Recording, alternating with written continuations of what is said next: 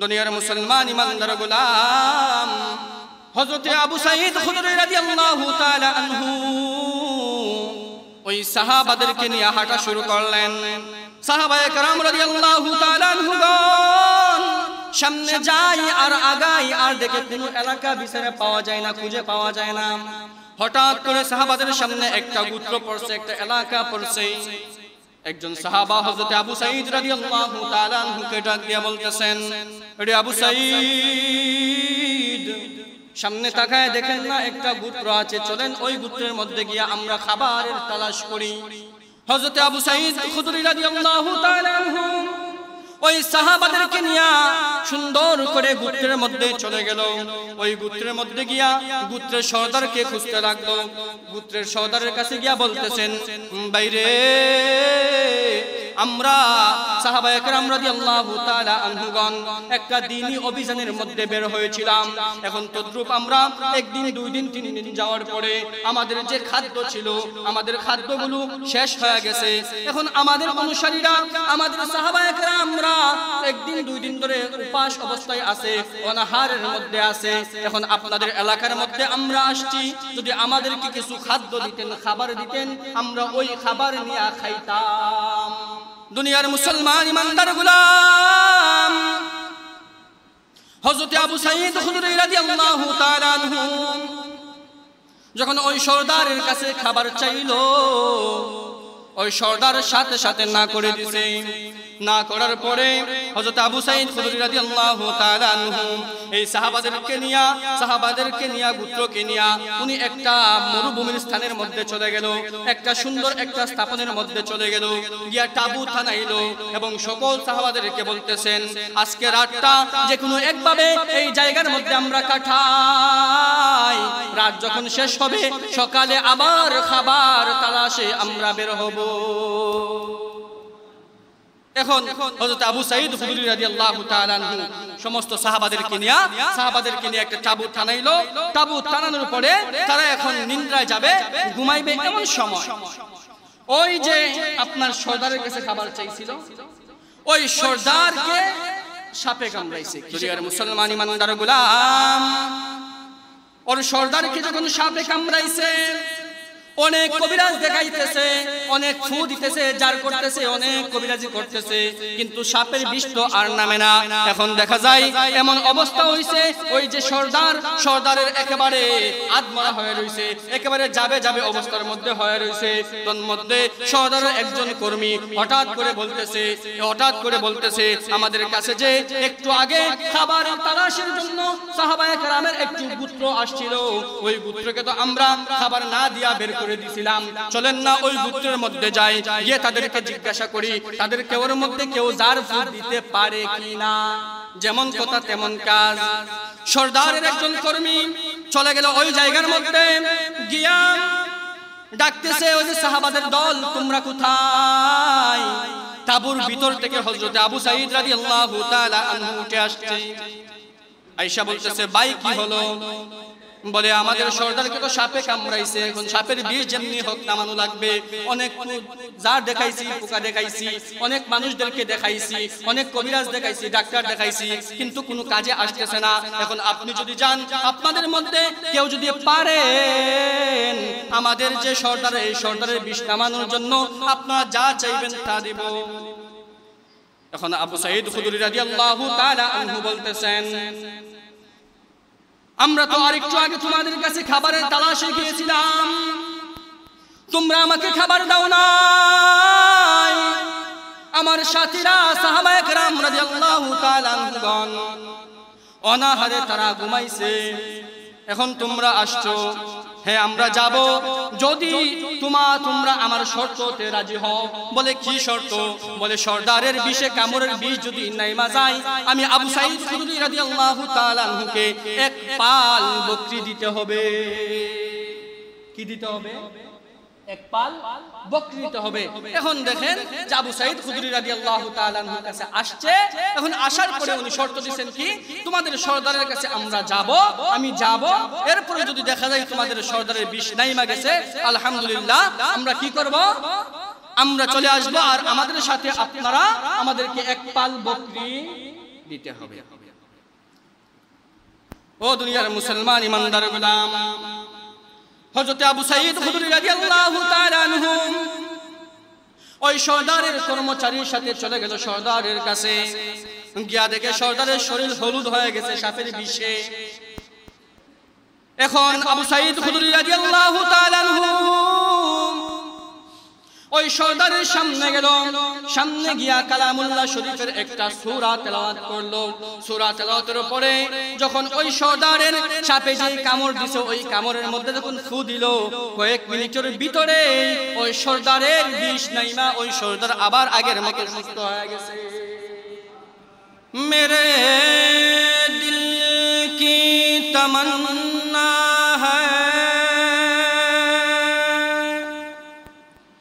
Medina जाने की,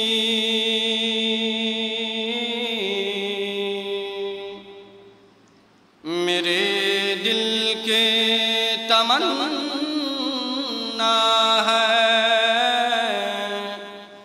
काबा जाने की, बलगल उला बिकमालिही कशफत तुजा बिजमालिही, हसनत जमीउ खिसालिही,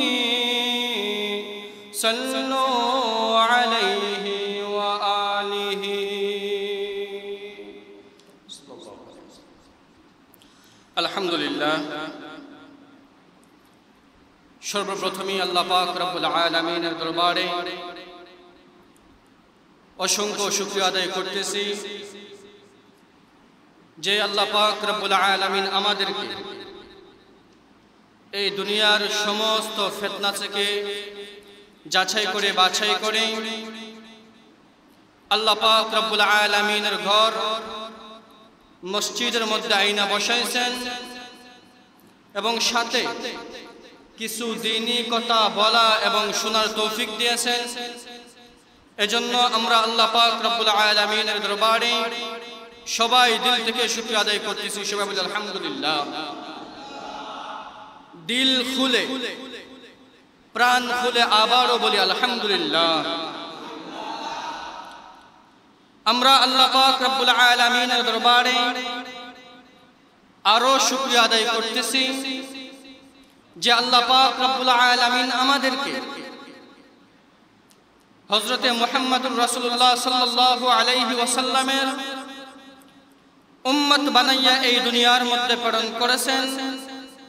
এজন্য আমরা আবারও জোরে সুরে সবাই শুকরিয়া আদায় করি। সবাই বলি আলহামদুলিল্লাহ। সম্মানিত মুআজ্জাজ মুকাররম, আল্লাহ পাক রব্বুল আলামিন যে আমাদেরকে মুসলমান বানাইছে, আমরা খুশি না বেজার? সবাই সাথে একটু কথা বলবেন, আমরা খুশি না বেজার?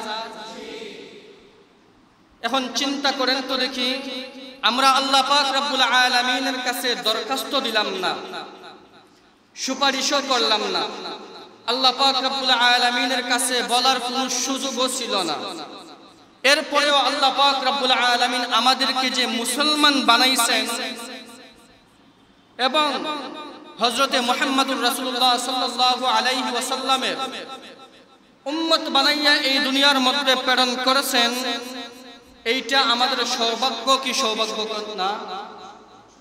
আমাদের সৌভাগ্য না? কত মানুষ আল্লাহ পাক রব্বুল আলামিন হিন্দু বানায়া জন্ম দিয়েছেন কি দিবেন না? বুদ্ধ বানায়া জন্ম দিয়েছেন কি দিবেন না? খ্রিস্টান বানায়া জন্ম দিয়েছেন কি দিবেন না? কত অহরহ মানুষ হিন্দু, বুদ্ধ, খ্রিস্টান, অনেক ধর্মের মানুষ আছে, কিন্তু আল্লাহ পাক রব্বুল আলামিন কিন্তু আমাদেরকে দয়া করে মায়া করে কিন্তু আল্লাহ পাক রব্বুল আলামিন আমাদেরকে মুসলমান বানাইছেন। এজন্য আমরা খুশি না বেজার? যদি আমরা খুশি হয়ে থাকি, আবারও আল্লাহ পাক রব্বুল আলামিনের দরবারে সবাই শুকরিয়া আদায় করি। সবাই বলি আলহামদুলিল্লাহ। সম্মানিত মুআজ্জাজ মুকাররম, আমরা যে আল্লাহ পাক রব্বুল আলামিনের কাছে শুকরিয়া আদায় করতেছি, এই শুকরিয়া আদায় যে আমরা করতেছি, আমাদের লাভ হইতেছে না লস হইতেছে? লাভ হইতেছে। আল্লাহ পাক রব্বুল আলামিন কোরআন মাজিদের মধ্যে বলে দিয়েছেন যে যেই ব্যক্তি আমার নিয়ামত খাইয়া, নিয়ামত কইরা মানে আমার নিয়ামত পাইয়া আমার শুকরিয়া আদান করে, শুকরিয়া আদায় করে, নিয়ামতের শুকরগুজার করে, আমি আল্লাহ পাক রব্বুল আলামিন ওই ব্যক্তির নিয়ামতকে আরো বাড়ায়া দেই। বলেন না সুবহানাল্লাহ। আর যেই ব্যক্তি আমার নিয়ামত পাইয়া নিয়ামতের শুকরিয়া আদায় করলো না, আমি আল্লাহ পাক রব্বুল আলামিন ওই ব্যক্তিদের কাছ থেকে নিয়ামত আবার ছিনায় নেই। এখন বলেন তো দেখি, আমরা যে শুকরিয়া আদায় করলাম আমাদের লাভ না ক্ষতি? আমাদের লাভ না ক্ষতি? আমরা যদি শুকরিয়া আদায় করি আল্লাহ পাক রব্বুল আলামিন আমাদের নিয়ামতকে আরো বাড়ায় দিবেন। এই যে আপনারা সুবহানাল্লাহ বললেন, এইটার গুরুত্ব আছে কি নাই? যেই ব্যক্তি, কিতাবের মধ্যে আসছে, যেই ব্যক্তি একবার সুবহানাল্লাহ বলবে, কয়বার? মনোযোগ দিয়ে শুনবেন। এই জমিন থেকে নিয়ে আসমান পর্যন্ত যত ফাঁকা জায়গা আছে, শুধু আমাদের বাংলাদেশ না, এই পৃথিবীর মধ্যে আমার এই জমিন থেকে নিয়ে ওই আসমান পর্যন্ত যতটুকু ফাঁকা জায়গা আছে, ওই ফাঁকা জায়গাতে যদি আমরা স্বর্ণ দিয়ে ভরাট করি আর এই পরিমাণ স্বর্ণ আল্লাহর রাস্তায় দান করি, যে সওয়াব পাওয়া যাবে, কিতাবের মধ্যে আসছে সুবহানাল্লাহ একবার বললে তদ্রূপ সওয়াব পাওয়া যাবে। এখন সুবহানাল্লাহ বললে লাভ না ক্ষতি? লাভ। লাভ না ক্ষতি? লাভ। সম্মানিত মুআজ্জাজ মুকাররম, আমি আপনাদের সামনে আজকে একটা আয়াতে কালিমা আপনাদের সামনে তেলাওয়াত করেছি। ওই আয়াতে কালিমার মধ্যে আল্লাহ পাক রব্বুল আলামিন বলছেন, ওয়া নুনাজ্জিলু মিনাল কুরআনি মা হুয়া শিফাউন ওয়া রাহমাতুল লিল মুমিনিন ওয়া লা ইয়াজিদুজ যালিমিনা ইল্লা খাসারা। আল্লাহ পাক রব্বুল আলামিন এই আয়াতের মধ্যে বলতেছেন, ওয়া নুনাজ্জিলু মিনাল কুরআনি মা হুয়া শিফাউন ওয়া রাহমাতুল লিল মুমিনিন। আমি অবতীর্ণ করি এই কুরআন, আমি আল্লাহ পাক রব্বুল আলামিন এই কুরআন মাজিদ অবতীর্ণ করেছি, নাজিল করেছি, যা মুমিনদের জন্য রহমত এবং আরোগ্য স্বরূপ। কি? আমি এই কুরআন মাজিদ নাজিল করেছি যা মুমিনদের জন্য রহমত এবং আরোগ্য শরীফ। আরোগ্য হইল গিয়া এই কালামুল্লাহ শরীফের মধ্যে সমস্ত রোগের ঔষধ আছে না নাই? এই কালামুল্লাহ শরীফের মধ্যে সমস্ত রোগের ঔষধ আছে না নাই? এবং আবার বলতেছেন ওয়া রাহমাতুল লিল মুমিনিন, এবং আল্লাহ পাক রব্বুল আলামিন এই কুরআন মাজিদের মধ্যে মুমিনদের জন্য রহমত রাখছেন। রাখছেন কি রাখছেন না? রাখছেন কি রাখছেন না? মুমিনদের জন্য আল্লাহ পাক রব্বুল আলামিন এই কুরআন মাজিদের মধ্যে সমস্ত রোগের ঔষধ রাখছে। আবার এই মুমিনদের জন্য আল্লাহ পাক রব্বুল আলামিন এই কুরআন মাজিদের মধ্যে রহমত রাখছেন। এগুলো আমাদের বিশ্বাস আছে না নাই? কুরআন মাজিদ যে রহমত স্বরূপ আমাদের বিশ্বাস আছে না নাই? এই কুরআন মাজিদের মধ্যে যে সমস্ত রোগের ঔষধ আছে, বিশ্বাস আছে না নাই? আছে না নাই? আছে। কুরআন মাজিদের এমন এমন সূরা আছে, এমন এমন আয়াত আছে, যেই আয়াতে কালিমাগুলো পড়ে যদি কোনো রোগী ব্যক্তির উপরে ফু দেওয়া হয়, আল্লাহ পাক রব্বুল আলামিনের রহমতে ওই মানুষের রোগ বালাইও ভালো হয়ে যায়। তন্মধ্যে একটা সূরা সূরায়ে ফাতিহা। সূরায়ে ফাতিহা কিতাবের মধ্যে আসছে, সূরা ফাতিহা পড়ে যদি কোনো মানুষের সাপে কামড় দেয় না, সাপে কামড়ের বিষও নাই মাঝাই, এই সূরা ফাতিহা পড়ে যদি কোনো সাপে কাটা রোগীকে ফু দেওয়া হয়, এবং আমাদের শরীরে কাটাছিড়া হয় না, এই কাটাছিড়াও আল্লাহ পাক রব্বুল আলামিনের এই কুরআন মাজিদের কিছু কিছু আয়াত এবং সূরা ফাতিহা পড়ে ফু দিলে এই কাটাগুলো ভালো হয়ে যায়। সুবহানাল্লাহ। এগুলো আমাদের বিশ্বাস আছে না নাই? আছে না নাই? আছে। এই কোরআন মাজিদ যে অন্তরের ঔষধ এবং শিরক কুফর বিদআত যাবতীয় এই কুচক্রি বা আপনার যত কিছু খারাপ কিছু আছে এইগুলো সব কিছু থেকে আল্লাহ পাক রব্বুল আলামিন এই কোরআন মাজিদ দ্বারাই আমাদেরকে কি করেন? হেফাজত করেন। এই কোরআন মাজিদের মধ্যে রোগ বালাই ভালো করার ক্ষমতা আছে না নাই? জোরে বলবেন আছে না নাই? আছেন। বিশ্বাস আসেনি? বিশ্বাস আসেনি? আছে।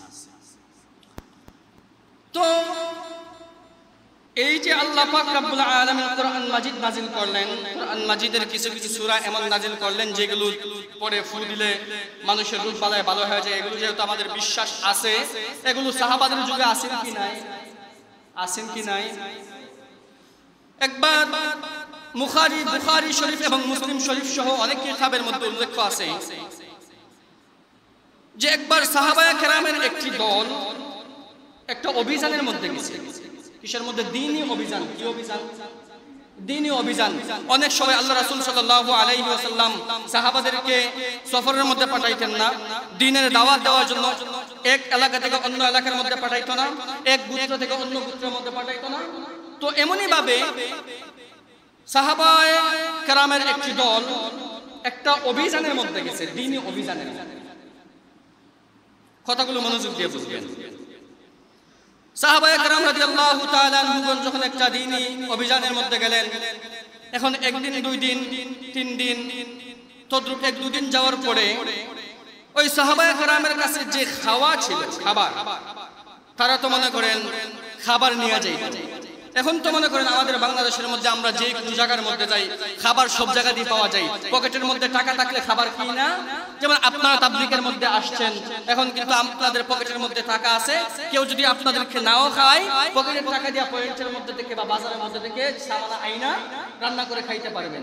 কিন্তু ওই জামানার মধ্যে অনেক দূর দূরান্তের মধ্যে সাহাবায়ে কেরাম রাদিয়াল্লাহু তাআলা আনহুগণ সফর করত, যেই জায়গাগুলোর মধ্যে অনেক জায়গার মধ্যে দোকানপাট ছিল না। তার কারণে সাহাবায়ে কেরামের দলেরা তারা সব সময় কি করত? এই যে আপনার এই খাবার সামানা এগুলো নিয়ে যাইত। তো সাহাবায়ে কেরাম রাদিয়াল্লাহু তাআলা আনহুগণ একবার এমনই করছে।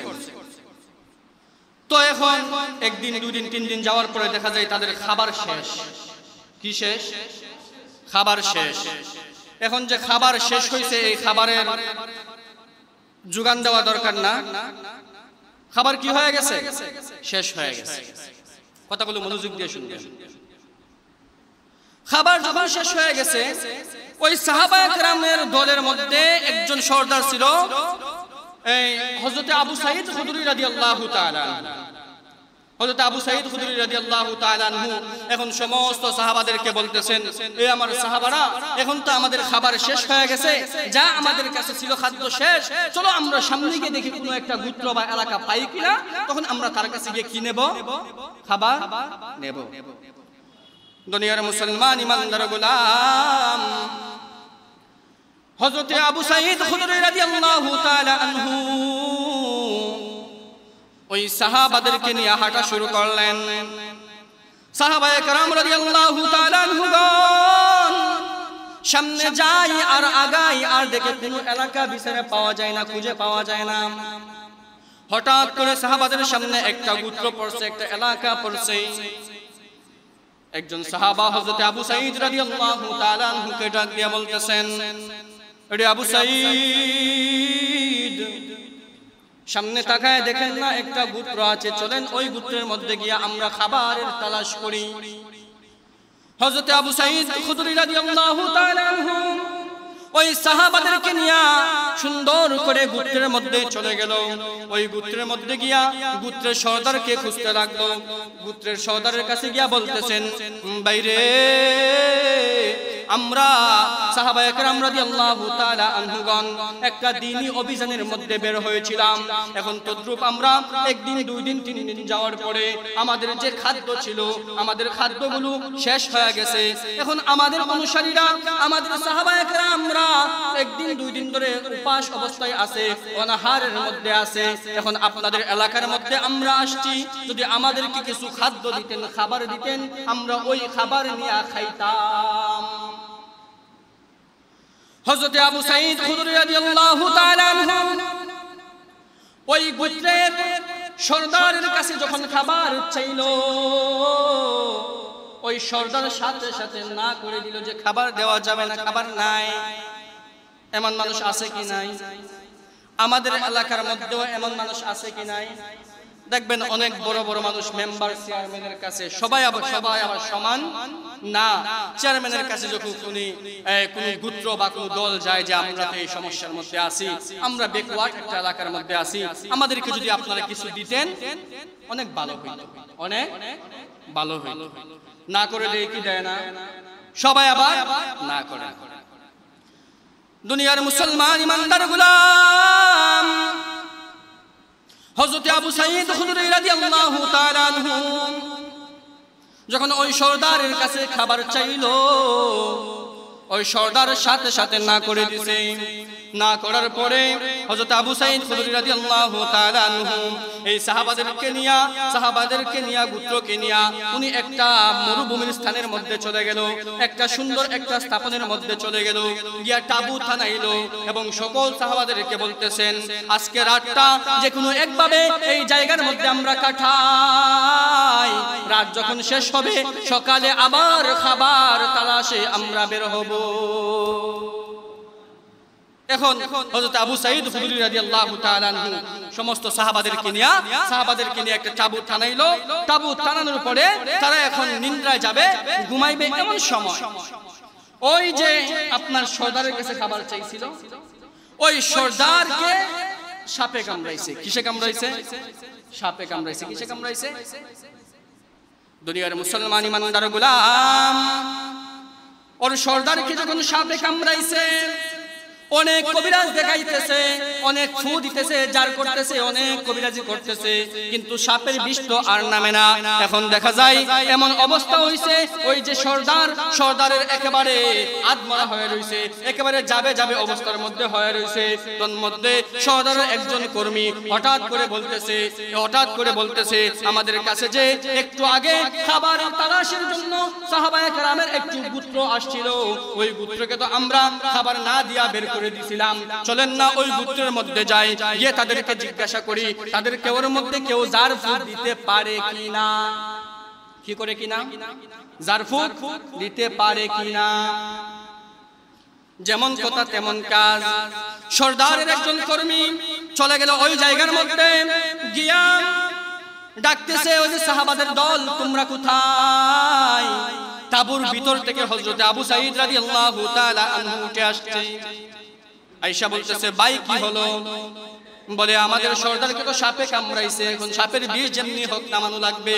অনেক জার দেখাইছি, পোকা দেখাইছি, অনেক মানুষদেরকে দেখাইছি, অনেক কবিরাজ দেখাইছি, ডাক্তার দেখাইছি, কিন্তু কোনো কাজে আসতেছে না। এখন আপনি যদি যান, আপনাদের মধ্যে কেউ যদি পারেন আমাদের যে সরদার, এই সরদারের বিষ নামানোর জন্য আপনারা যা চাইবেন তা দেব।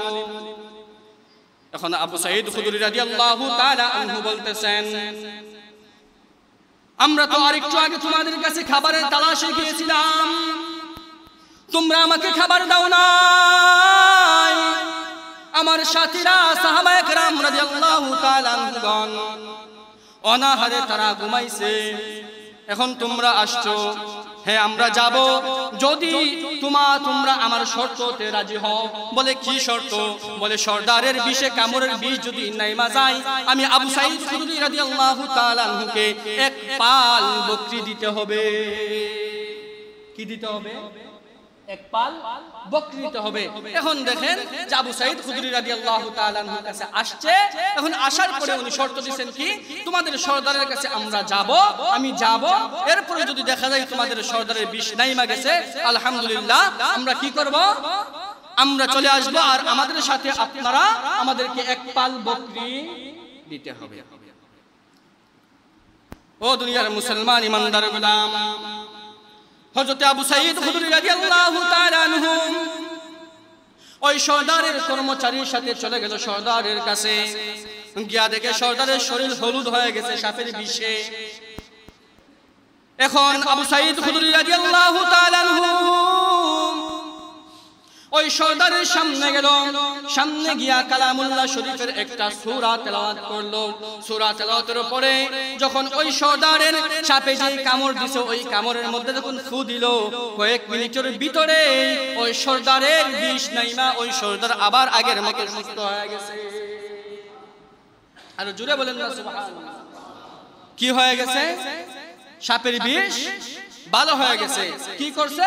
কালামুল্লাহ শরীফ থেকে কিছু আয়াত তেলাওয়াত করে, সূরা তেলাওয়াত করে ওই সর্দারের যেখানে বিষে কামড় দিছে ওই সর্দারের শরীরের মধ্যে ফু দিছে। সাথে সাথে কি হয়েছে? বিষ নাইমা, বিষ ব্যথা ভালো হয়ে ওই সর্দারের শরীর কি হয়ে গেছে? ভালো হয়ে গেছে। এখন এই যে কালামুল্লাহ শরীফ, এই কালামুল্লাহ শরীফের মধ্যে আপনার সমস্ত রোগের ঔষধ আছে না নাই? আছে না নাই? আছে। দুনিয়ার মুসলমান ইমানদার গোলাম, যেমন কথা তেমন কাজ। হযরত আবু সাঈদ খুদরী রাদিয়াল্লাহু তাআলা আনহুকে এক পাল বকরি দিয়া দিছে। এখন ওই বকরি নিয়া আবু সাঈদ খুদরী রাদিয়াল্লাহু তাআলা আনহু ওই গোত্রের মধ্যে আসছে। সাহাবায়ে কেরাম রাদিয়াল্লাহু তাআলা আনহুগণের কাছে আসছে। এখন যে সাহাবায়ে কেরাম রাদিয়াল্লাহু তাআলা আনহুগণের কাছে আসছে, আসার পরে সাহাবায়ে কেরাম রাদিয়াল্লাহু তাআলা আনহুগণ জিজ্ঞাসা করতেছে, এবারে রে আবু সাঈদ, তোমারে তো কোনদিন দেখি নাই যার ফুক দিতা, কবিরাজি করতা, কিন্তু আজকে হঠাৎ করে কিভাবে তোমার মনে হলো? কিভাবে তুমি গেলা? সর্দারের বিষ কিভাবে নামাইলা? আবার দেখা যায় এক পাল ছাগলও তুমি আমাদের সাথে করে নিয়ে আসলা। হযরত আবু সাঈদ খুদরী রাদিয়াল্লাহু তাআলা আনহু, হযরত আবু সাঈদ খুদরী রাদিয়াল্লাহু তাআলা আনহু যখন বললেন, আবু সাঈদ খুদরী রাদিয়াল্লাহু তাআলা আনহু বলতেছেন, এর সাহাবায়ে কেরাম রাদিয়াল্লাহু তাআলা আনহুগণ, আমি কোনো জারও পারি না, ফুকও পারি না, কোনোদিন কবিরাজিও করি নাই, কিন্তু যখন সর্দারের কর্মচারী আমার কাছে আসলো আমি আর তাদেরকে ফিরিয়ে দিতে পারি নাই। কারণ হইল গিয়া এক পাল বকরি তারা আমাদেরকে দিবে। এই এক পাল বকরি পাইলে আমাদের সাথে যে সাহাবারা আছে, এই সাহাবারা কিন্তু অনাহারের মধ্যে আছে। এই সাহাবারা খাইতে পারবে, অনাহার মিটাতে পারবে, তৃষ্ণা মিটাতে পারবে। এই বইলা আমি সর্দারের সামনে গেলাম। সর্দারের সামনে গিয়া আল্লাহ পাক রব্বুল আলামিনের দিকে তাকাইয়া সূরা ফাতিহা পড়িলা ওই সর্দারের উপরে ফু দিলাম। কয়েক মিনিটের ব্যবধানে ওই সর্দারের বিষ শরীর থেকে নেমে গেছে। এখন বলেন তো দেখি, সূরা ফাতিহার পাওয়ার আছে না নাই? কালামুল্লাহ শরীফের পাওয়ার আছে না নাই?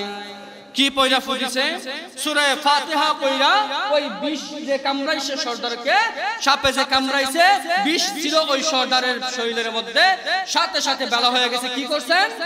সূরা ফাতিহা পড়ে ওই ব্যক্তির উপর ফু দিছে, সাথে সাথে বিষ নাইমা ওই সর্দার আবার আগের মতো কি হয়ে গেছে?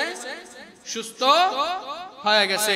দুনিয়ার মুসলমান ইমানদার গোলাম, এখন আবু সাঈদ খুদরী রাদিয়াল্লাহু তাআলা আনহুগণ, হযরত আবু সাঈদ খুদরী রাদিয়াল্লাহু তাআলা আনহু এবং সাহাবাগণ সবাই চলে গেলে নবীজির দরবারে।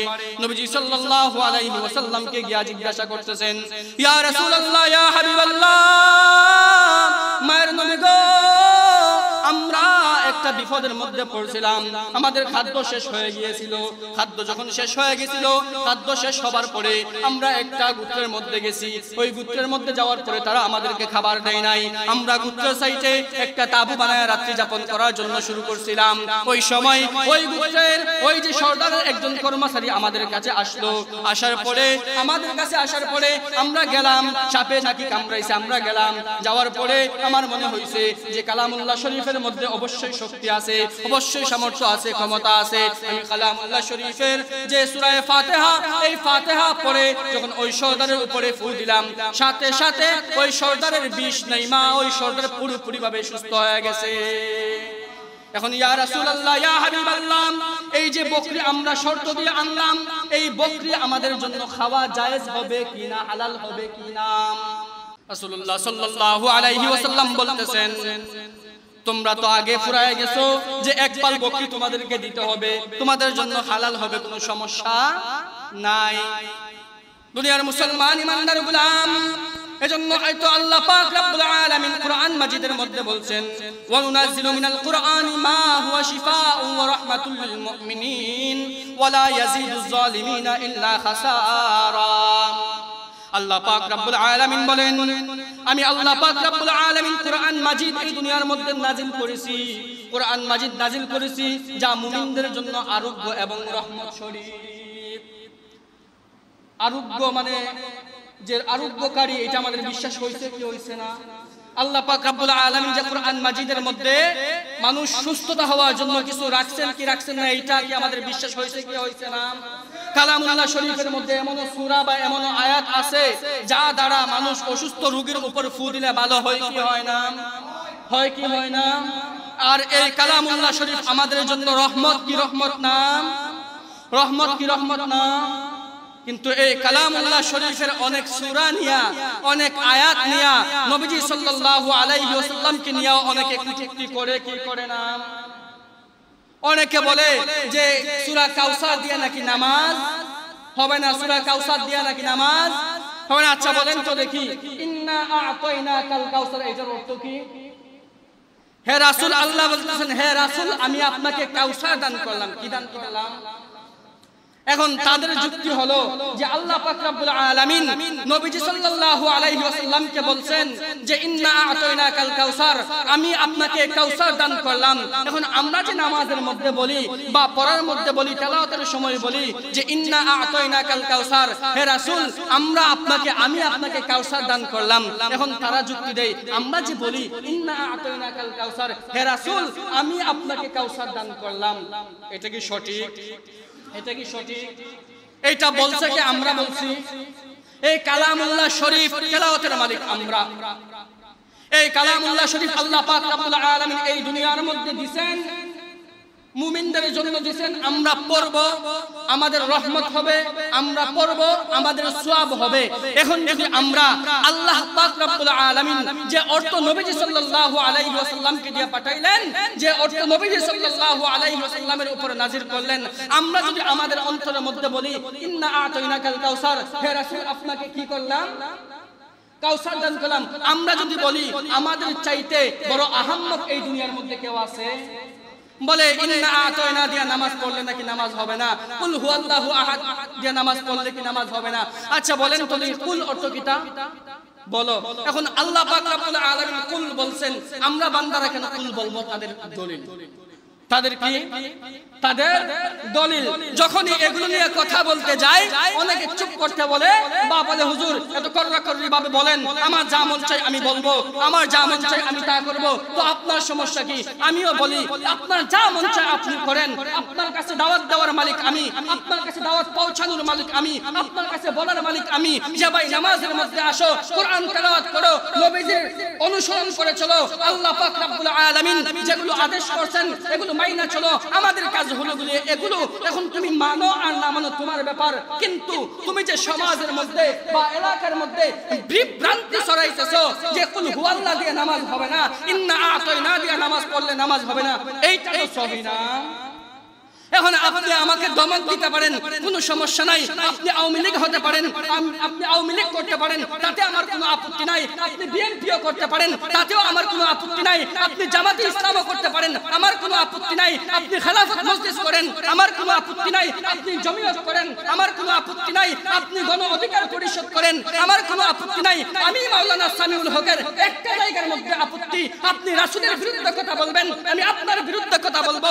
আপনি কোরআনের অপব্যাখ্যা করবেন, আমি আপনার বিরুদ্ধে কথা বলবো। আপনি সূরার অপব্যাখ্যা করবেন, আমি আপনার বিরুদ্ধে কথা বলবো। আপনি নবীজিদের শান মান ইজ্জতের উপর কথা বলবেন, আমি আপনার বিরুদ্ধে কথা বলবো। এখন যদি মনে করেন যে আমার চাকরি নিয়ে টান দেই, চাকরি কেন? যদি ফাঁসির কাষ্ঠের মধ্যে ঝুলতে হয়, ফাঁসির কাষ্ঠের মধ্যে ঝুলতো আলহামদুলিল্লাহ দিদা নাই।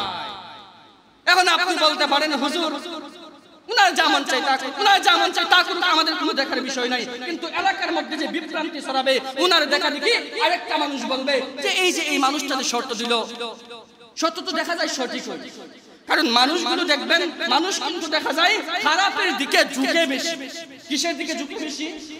খারাপের দিকে ঝুঁকে বেশি। এখন আপনি যখন কোনোভাবে তাকে বুঝাইবেন যে নামাজ না পড়লেও হয়, কোরআন তেলাওয়াত না করলেও হয়, কোনো সমস্যা নাই, এই মানুষটা বলবেন হাই রে আমার গুনাহ হইতো না, ওই যে মানুষটা বলছে তার কথাই আমি আমল করতেছি, সে বলছে নামাজ না পড়লে কোনো সমস্যা নাই, আমি নামাজ পড়বো না, আমার তো গুনাহ হবে না, এইগুলো বাইবা সে নামাজের মধ্যেও আসবে না, কোরআন তেলাওয়াতও পড়বে না, যে নবীজির সাহাবাদের শান মান ইজ্জতের মধ্যে আঘাত দিবে। এখন এগুলো আঘাত কি আমরা মুমিন হয়ে আমাদের বরদাস্ত করার বিষয়?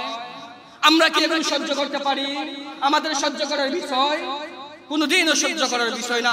আপনি আসেন, আপনার সাথে আমরা তর্ক করব না, বিতর্ক করব না, কোনো কিছু করব না, টকশোতেও বসবো না। আপনাকে জাস্ট একটা কথা বলবো, আপনি যে বলতেছেন ইন্না আতাইনা দিয়া, কুল হুয়াল্লাহ দিয়া, এগুলো নামাজ হয় না, মানে সূরা কাউসার আর সূরা ইখলাস দিয়া নামাজ হয় না।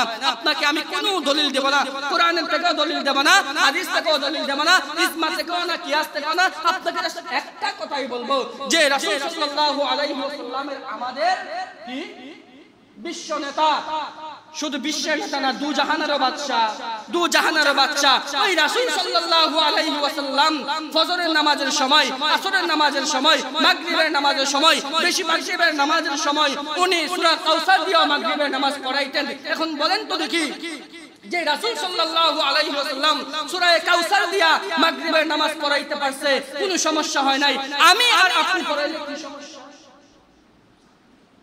আমি বলেন কি সমস্যা? এগুলোকে দেখার বিষয় কি দেখার বিষয় না? এগুলো দেখার বিষয় কি দেখার বিষয় না? আল্লাহ পাক রব্বুল আলামিন আমাদেরকে ঈমান আমলে শক্তি এবং ক্ষমতা দেওয়ার তৌফিক দেন। সবাই বলে আমিন। যে আলোচনাগুলো করলাম আল্লাহ পাক রব্বুল আলামিন আমাদেরকে আমল করার তৌফিক দান ফরমান। ওয়া আখিরি দাওয়ানা আলহামদুলিল্লাহি রাব্বিল আলামিন।